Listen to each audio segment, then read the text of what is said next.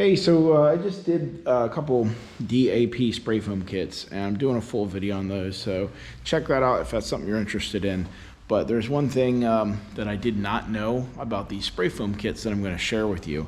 It's raining today. There's some water on the floor. That has never been an issue before. We spray foam the roof, now it's an issue, right? So what's going on? Let me climb up here and show you. And I didn't think of this, and I haven't seen or read about this anywhere. So these metal buildings have these overlapping panels, and see this right here was a gap between the panels. You can see that seam right there goes right up the roof. Okay.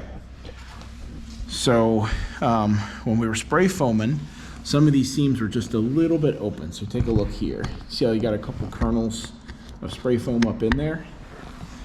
I never even thought about that.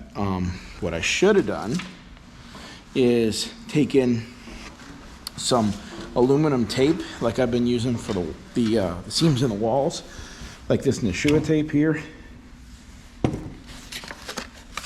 something like that, and taped those seams. That would have helped seal them up, and more importantly, it would have protected them from spray foam getting into them. I mean, even masking tape would have been better when you think about it. So what I didn't do that. So anyone that had a little bit of a gap, the little kernels of foam got underneath of it, and they expanded and they pried that gap up just a little bit. So now I've got, you can see right here, got a little drip here and there, and then right here along this seam, I think you can see that seam right there, we must have a little bit more than a gap. Oh, actually, that's not even off that seam. That's just this blanket that was hanging here. I didn't know that was that wet. Got a lot of water dripping out of it. Okay, that makes more sense. But we do have a couple drips in the building. So that's something to look out for. If you're gonna spray foam your roof with a DIY spray foam kit, I would definitely take the time to tape those seams. And the project is labor intensive enough the way it is, trust me, I know.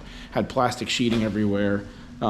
Still ended up getting spray foam blasted all over the floor where my electric lift I was using pulled the plastic away, so that's all gonna have to get kind of scraped up.